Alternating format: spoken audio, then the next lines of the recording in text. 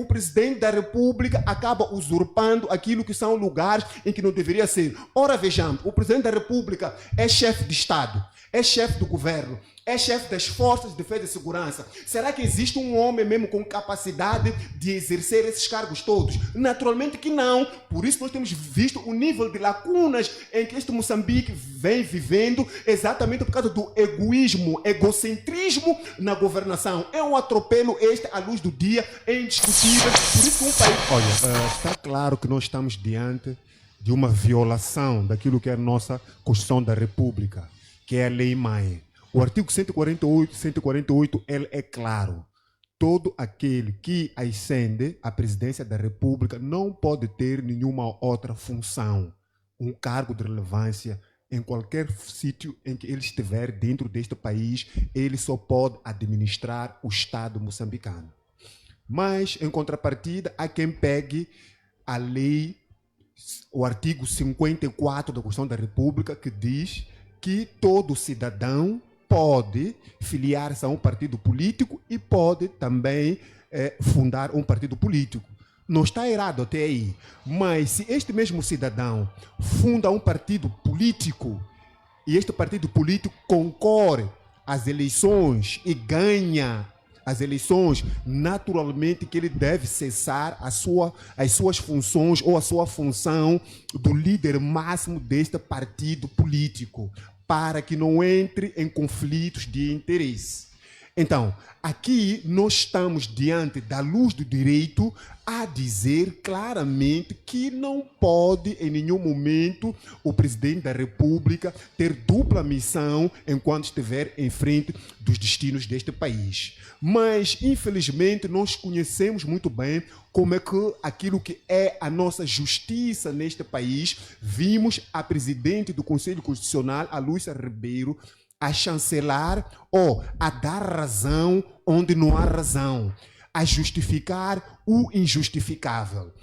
Olha, se nós compreendermos quem é a doutora Lúcia Ribeiro, nós vamos compreender que não é novidade nenhuma vermos ela com esta cara, com esta flexibilidade de aparecer e dizer claramente que não, o presidente da República está a fazer o seu papel sem que atropele aquilo que é a Constituição e o artigo 148. E ela busca aqui uma justificação, buscando o Partido Frelimo como um partido histórico, como um partido que tem uma visão de Estado e não tem uma visão privada. Olha, todo partido político ele é privado.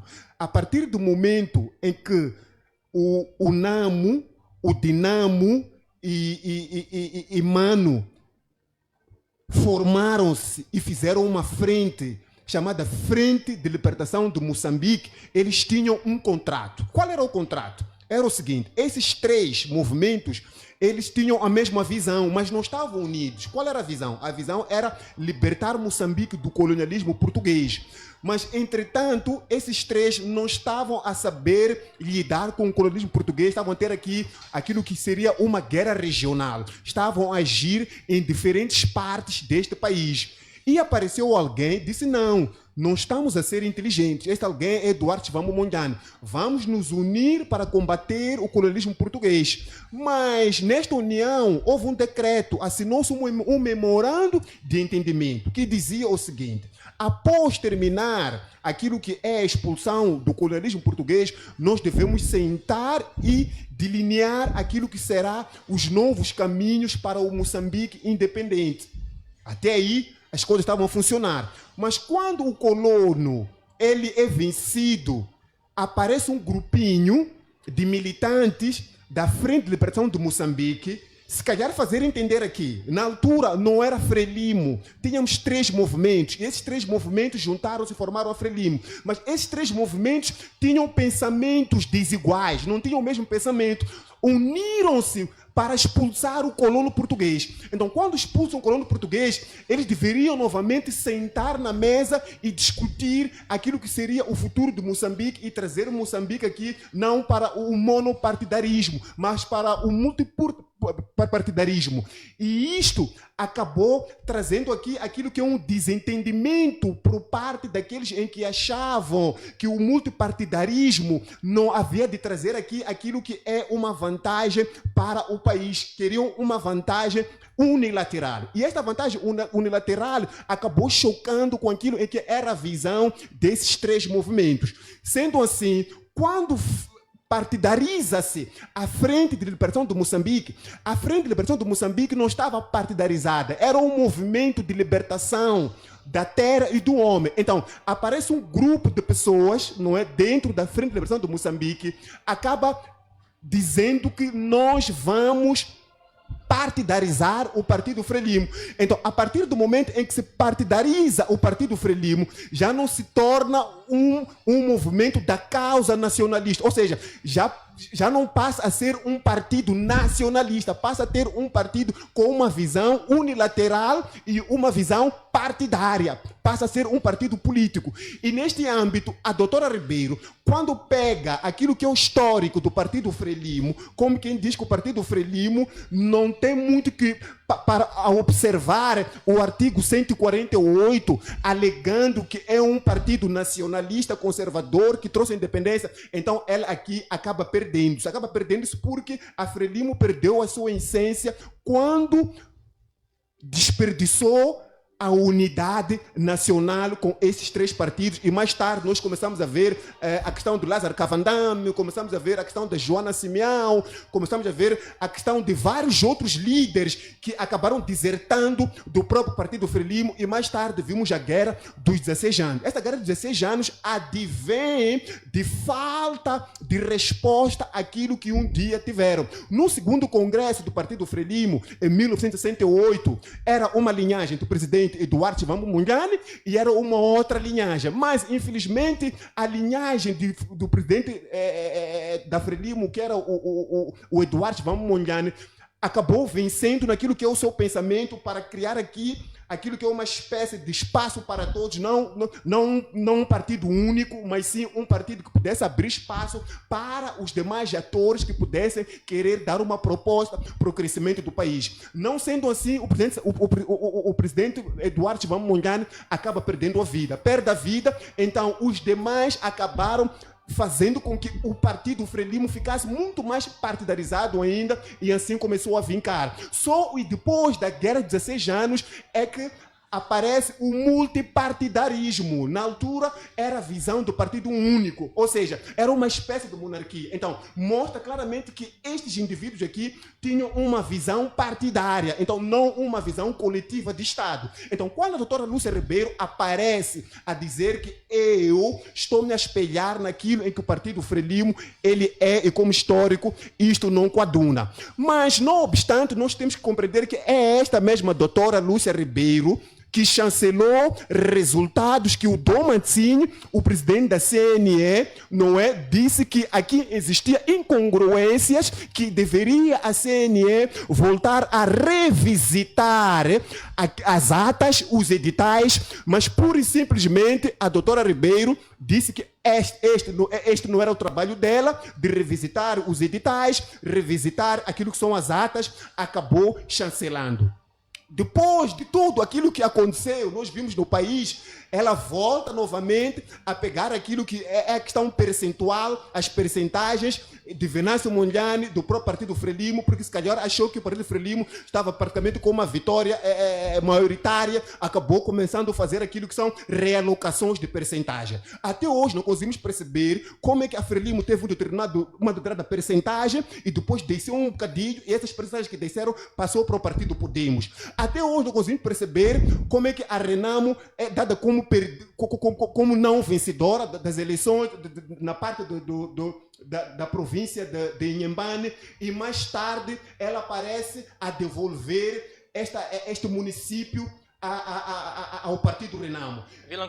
Vilanculos. Quer dizer, hoje nós compreendemos aqui que estamos diante de uma pessoa que não traz aqui aquilo que é segurança na sua governação dentro do Conselho Constitucional. Então, para quem está atento, vai compreender que esta é uma maneira de ser e de estar da Lúcia Ribeiro, onde consegue, isto é histórico, onde ela consegue dizer: Partido Frelimo, você ganhou, mas de repente diz: você não ganhou o Renamo, tu é que ganhaste. Mas qual é a equação, qual é a forma que se usou, é desconhecida. Por conta deste, vamos dizer, este facto, este acontecimento do ponto de vista eleitoral, acredita que de alguma forma a doutora Lúcia Ribeiro poderia ter perdido aqui algum nível de fiabilidade, algum nível de confiabilidade e de transparência, se quisermos, a clarividência na sua forma de atuação, devido à forma como geriu os processos eleitorais? Não é confiável num país sério, depois de tudo aquilo que aconteceu, aquela senhora ou poderia pedir que saísse daquele cargo, ou quem de direito tinha que exonerar aquela senhora. Mais uma vez, nós estamos aqui, claro, pelo sinal ela é uma professora universitária, eu não sei o que os alunos aprendem vendo ela aparecer de uma forma deliberada a dizer que não, o artigo 148 para o presidente Chapo não é o pontapear daquilo que é a lei-mãe. Mas se fosse um outro ator político, naturalmente que o artigo 148 seria válido. Então, nós estamos aqui diante de um assunto que tira sono qualquer moçambicano, porque isto é inconcebível. Uma senhora, professora, doutora, presidente do Conselho Constitucional, juíza do Conselho Constitucional, aparecer, a pontapear aquilo que está em clara evidência, aquilo que está claro para todo mundo. Não precisamos ser peritos em matéria jurídica,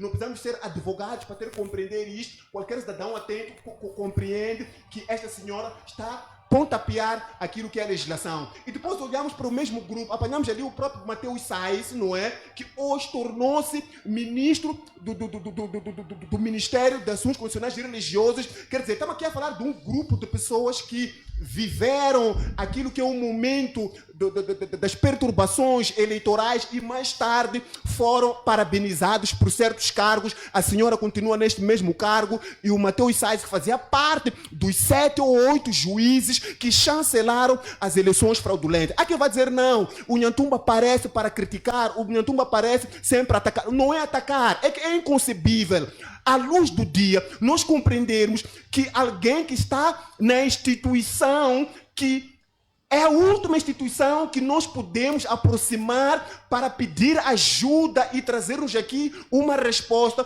Os 14 jovens, eu agora parabenizo, foram corajosos, foram para lá para procurar saber o que é que está a acontecer, afinal de contas, e pura e simplesmente ela dá esta resposta que não coaduna, que não se encontra. Então, para dizer que ambientes iguais a estes acabam afundando aquilo que é um Estado de direito democrático. Deste jeito, nós não temos como ter um país que vai trazer aquilo que é uma estabilidade emocional, porque o presidente da República acaba usurpando aquilo que são lugares em que não deveria ser. Ora, vejamos, o presidente da República é chefe de Estado, é chefe do governo, é chefe das forças de defesa e segurança. Será que existe um homem mesmo com capacidade de exercer esses cargos todos? Naturalmente que não. Por isso nós temos visto o nível de lacunas em que este Moçambique vem vivendo, exatamente por causa do egoísmo, egocentrismo na governação. É um atropelo este à luz do dia, é indiscutível. Por isso que um país que pauta por uma governação presidencialista como esta aqui, acaba trazendo aquilo que são os seus fracassos, porque há um egoísmo, não há aquilo que é o partilhar da soberania do Estado moçambicano. Nós devemos separar. Está aqui um exemplo claro de Portugal, onde há separações do poder. O presidente da República é presidente da República, o primeiro-ministro é primeiro-ministro. Então, isto mostra claramente como é que deve funcionar um Estado de direito democrático. Aqui, naturalmente, que em Moçambique nós temos o nome de um Estado de direito democrático, mas na prática nós vivemos aqui uma monarquia. Quer dizer, o presidente da República desempenha a função de um rei, não desempenha a função de um presidente. Hoje nós pontapeamos aquilo que é a Assembleia da República. Em condições normais, o presidente cessante, o Filipe Jacinto Nyusi, ele acabou pautando por trazer aqui os ruandeses para Cabo Delgado sem ter que passar para a Assembleia da República. Por quê? Porque é um sistema presidencialista, é um sistema onde não se respeita os órgãos de soberania. Hoje é que o presidente viajou para Ruanda, o presidente Chapo, para ir negociar esse instrumento instrumento jurídico que vinha para legalizar a presença das tropas ruandesas. Durante este tempo todo aqui, os ruandeses estavam em Moçambique sem nenhum instrumento jurídico que pudesse regularizar aquilo que é a maneira de estar e de ser, de atuação dos ruandeses. Isto por quê? Porque estamos num sistema onde não se respeita aquilo que é a própria legislação. E deste jeito, nós vamos sempre perpetuar aqui, de uma forma deliberada, aquilo que é o funcionamento do Estado de Direito Democrático. Obrigado,